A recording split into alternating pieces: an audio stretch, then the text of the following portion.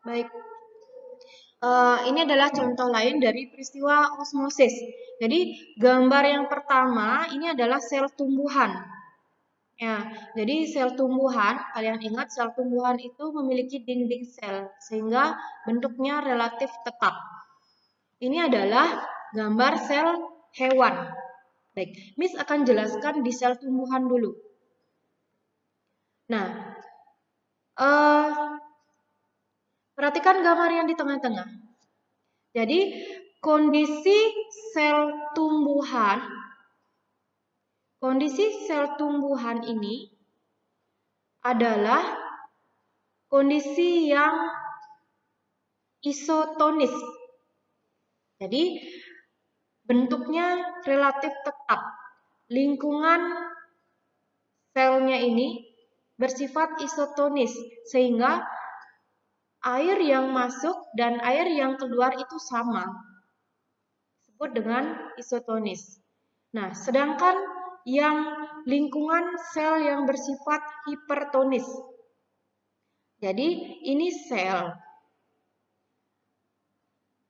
Apabila sel dalam lingkungan yang hipertonis, di luar sel bersifat hipertonis, misalkan sel ini direndam dengan air garam.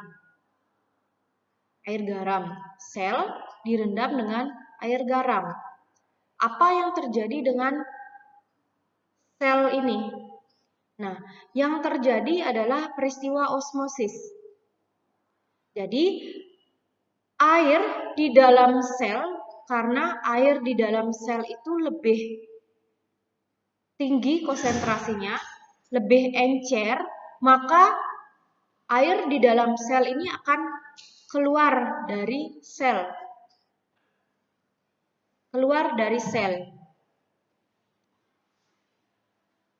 Apabila lingkungan sel dalam lingkungan yang hipertonis, contohnya adalah sel direndam dengan larutan garam, maka air di dalam sel akan keluar.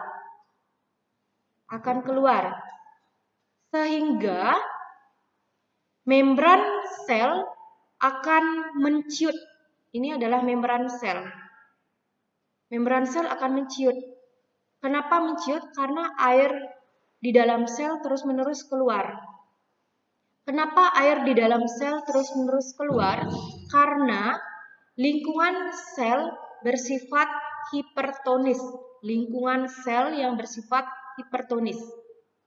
Air di dalam sel terus-menerus keluar, sehingga membran selnya menciut, mengkerut. Peristiwa ini disebut dengan plasmolisis.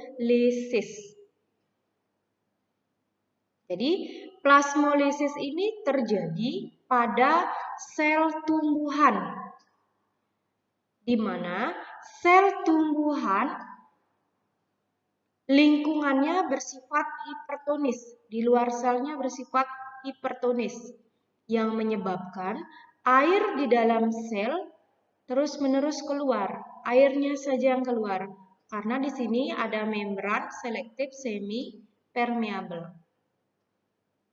Nah, akibat dari sel yang berada dalam lingkungan hipertonis adalah sel akan menciut. Membran sel akan menciut, sedangkan dinding selnya itu tetap. Sel akan menciut. Ini disebut dengan peristiwa plasmolisis. Oke. Pada sel hewan, contohnya adalah sel darah. Pada manusia dan hewan, ya, sel darah. Jadi, gambarnya adalah di sini. Nah, ketika sel hewan, contohnya adalah sel darah, direndam atau berada pada lingkungan yang hipertonik, yang pekat, maka air di dalam sel itu akan keluar. Kenapa air di dalam sel keluar? Karena lingkungan sel bersifat hipertonik. Air keluar. Apabila air dalam sel hewan terus-menerus keluar karena lingkungan selnya yang hipertonis, Maka peristiwa ini disebut dengan krenasi. Jadi konsepnya sama dengan di sel tumbuhan. Konsepnya sama. Krenasi dan plasmolisis ini, airnya terus-menerus keluar. Kenapa airnya terus-menerus keluar? Karena selnya ini berada pada lingkungan yang hipertonik. Berada pada larutan yang pekat. Menyebabkan sel ini menciut. Kalau sel hewan menciut namanya krenasi. Kalau sel tumbuhan yang menciut istilahnya namanya plasmolisis. Nah, kondisi yang lain adalah hipotonik. Hipotonik.